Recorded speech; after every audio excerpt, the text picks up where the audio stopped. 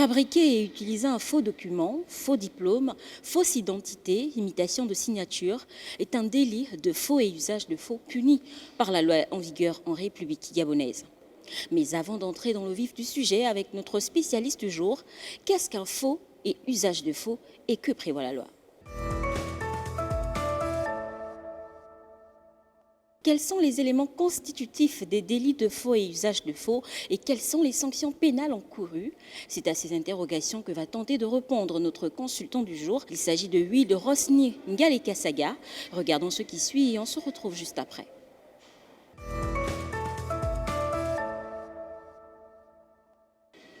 Alors bonjour Monsieur Ngaleka Saga. Alors aujourd'hui nous allons traiter dans notre émission de temps 3 mois de voir le thème de faux et usage de faux. Alors revenir peut-être sur la définition de qu'est-ce que c'est qu'un faux et un usage de faux. Alors, le faux et l'usage de faux sont deux infractions différentes qui sont encadrées par notre code pénal, la loi numéro 06/2020, qui a modifié le code pénal de 2019. Alors, la définition du faux est donnée à l'article 116 du code pénal. Je vais vous la lire in extenso. Constitue un faux toute altération frauduleuse de la vérité de nature à causer un préjudice et accompli par quelque moyen que ce soit, dans un écrit ou tout autre support d'expression de la pensée qui a pour objet ou qui peut avoir pour effet d'établir la preuve d'un droit ou d'un fait ayant des conséquences juridiques.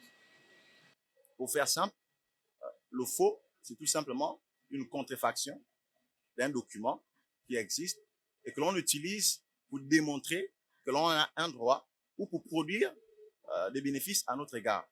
Alors peut-être aussi revenir sur la différence qu'il y a entre un faux matériel et un faux moral. Il faut d'abord peut-être replacer le contexte en déclinant les éléments constitutifs du faux. Vous savez qu'une infraction est constituée lorsqu'il y a trois éléments. L'élément légal que je viens de donner, les articles 115 à 126 du code pénal, et notamment l'article 116 que j'ai lu tout à l'heure qui définit ce que c'est un faux. Donc ça, c'est pour le légal. Mais il faut également l'élément matériel. Et dans l'élément matériel, pour qu'il y ait faux, il faudrait qu'il y ait d'abord un support. Il faut un support. Et le support, c'est un écrit ou tout autre document, ou en tout cas tout autre matériel qui peut être utilisé pour exprimer sa pensée. Ici, on fait référence au DVD, CD, à tout ce qui est informatique.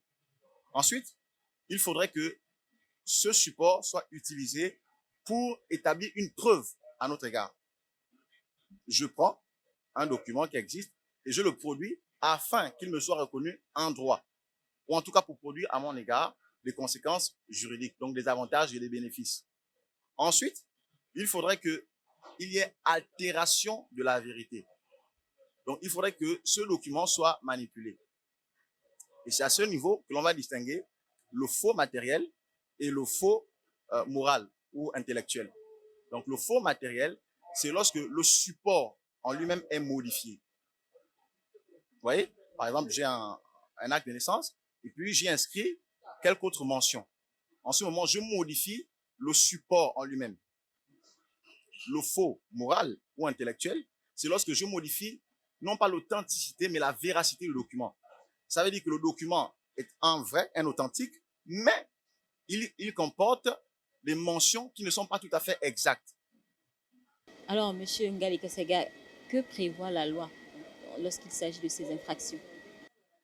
Le code pénal, en son article 125, prévoit des peines allant jusqu'à 3 ans au plus et 2 millions de francs CFA d'amende.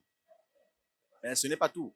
Il existe d'autres infractions que je voudrais, d'autres peines que je voudrais mentionner très, très rapidement, si vous le permettez. Si vous le permettez.